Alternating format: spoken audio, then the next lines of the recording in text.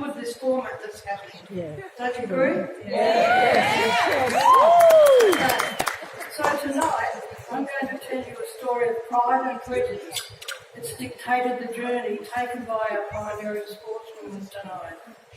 It began in January 1957 when she was born into a male-dominated sporting dynasty, and from an early age she clearly demonstrated she was destined to make her mark.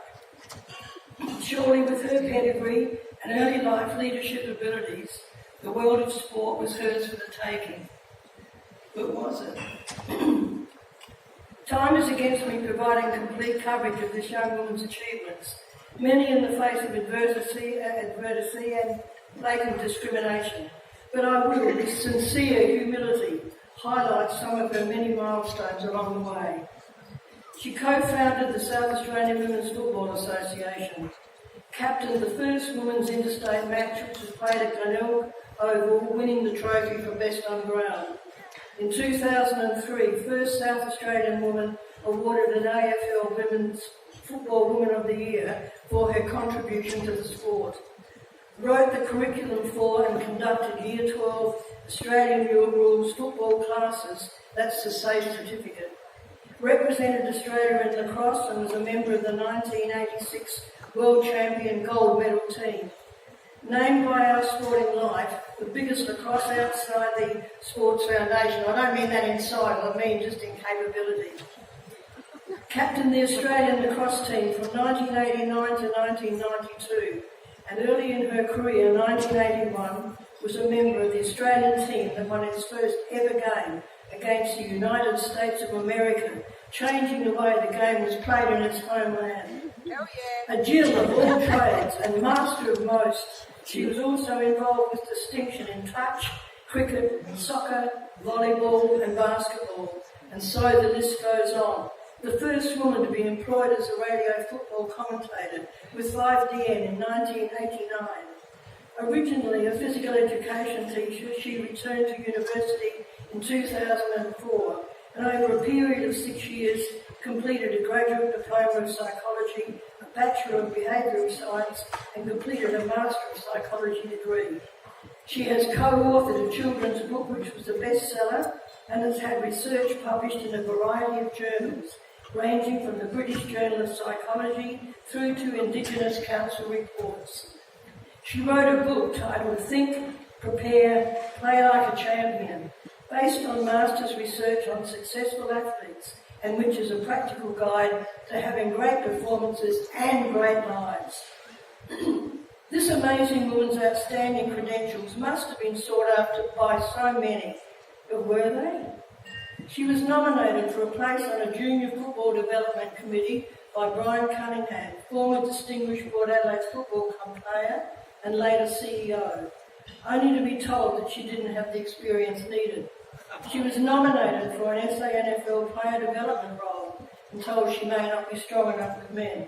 Applied for a position with an AFL club, satisfied 20 of the 22 criteria, while the man appointed satisfied 2. The club dropped the criteria and sent her a note saying, sorry, but we're going conservative.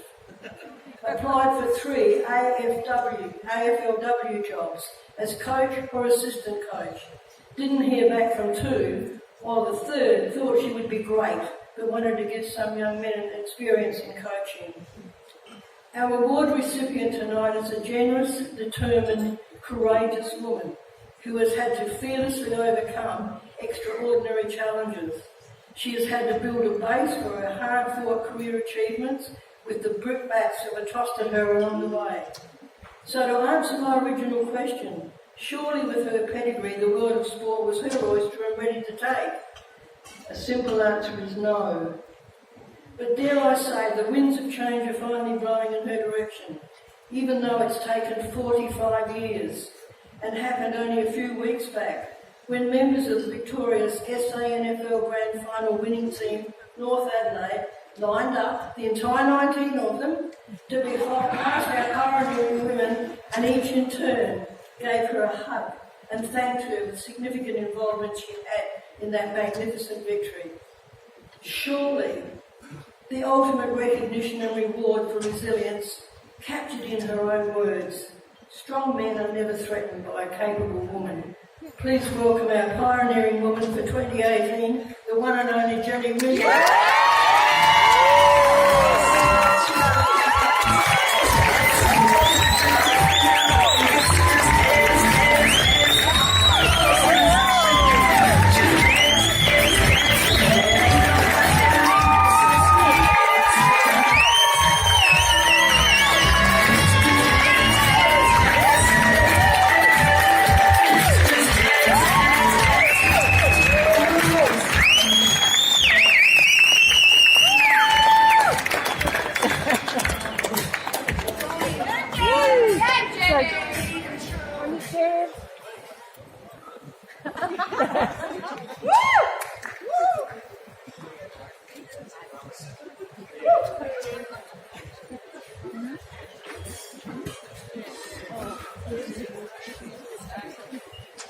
Thank you, my friend Mark.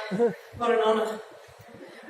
When I was Women's Advisor to the Premier back in 1989-90, Margaret and I became very good friends, and so this honour is amazing for me. The way she put it is exactly true. If you're a woman in sport, people have even questioned whether we should be here tonight as a team with my lacrosse team. I say to you, I've had 3 lots of adversity in my life. 3 times when things have been really hard. The first time was when my brother Anthony died. We were coming back from a lacrosse trip over in the United States where we'd beaten all these teams, and it was the international dateline, and I didn't have the day that my brother Anthony died. And these guys were there on the plane with me, they were there coming back with me, and honestly, if you've got to get through something tough, make sure you are surrounded by great people and great friends. The second time is probably I lived with someone for 10 years, and he was a great lacrosse player, and I went to America, and those things happened, and I got pregnant, and then all of a sudden he said, "You got to live in America or not at all." So again, I was a single parent for 3 years. For 3 years, those people helped me change Ellen's nappy. They helped me do all of those things. Along with my wonderful mother and father, I lucked into the most amazing family, my brothers, my sister-in-laws. And I think in not becoming bitter, in understanding life happens. This is why I believe in my psychology. It happens to you. I always decided that if I didn't have Ellen, it might have changed who I was. But having her changed my life, but the same people were still in it. And by not being bitter, along came this guy named Mark Rafe, who's my husband now, and I'm blessed to have him as the third really tough thing that happened to me was a year and a half ago, when many of you might know, I was diagnosed with aggressive breast cancer. And again, the same people were there, the friends that I have, the people that I love. And the psychology I follow and I believe in is think, prepare, play like a champion. Champions understand bad things happen. It's not always going to be easy, but we're going to find a way around it. And I'd also like to thank my parents, all the people, there are so many people in this room that have been inducted that I've grown up with, I've watched. And I grew up around people who valued women, even though maybe it was a footy world. It was interesting. My father wanted me to be university educated and the best at what I did. I really hope that the way I am touches people to make them help other people. I really hope that what Margaret and I stand for is what a lot of other women here will stand for. And that means sometimes I'm not going to be popular because I'm going to have an opinion when you want me to shut up. The Me Too movement doesn't suit me. The Shut Up Jenny movement is more like it. And I get it, but my point is you have to at some stage stand for something. And when you do, amazing things happen. And my last thanks is I'm going to thank North Adelaide Footy Club because Josh Carr asked me if I'd work with a few individual people. And I said, no, it's all or nothing, because, you know, when you work with a team, you can do amazing things. And they allowed me to be part of those men's lives, those young men's lives, and those hugs that I got on that last day. If you ever want to feel really good, watch it on YouTube. My wonderful daughter, Ellen, recorded it without me knowing, and we put it to music, started from the bottom, now we're here. Started from the bottom, now the whole gang's here. And it was so good. They made my life feel good, and I shared it with other people, like Meredith and that, who are other Roosters supporters. So this award, thank you, Mark, it's for me, it is shared, but most of all, I hope what I'm doing is showing 2 things. Young women, that you're going to have to fight, but don't give up. And young men, you're going to learn a lot from old and young women, and keep it going. Thank you very much.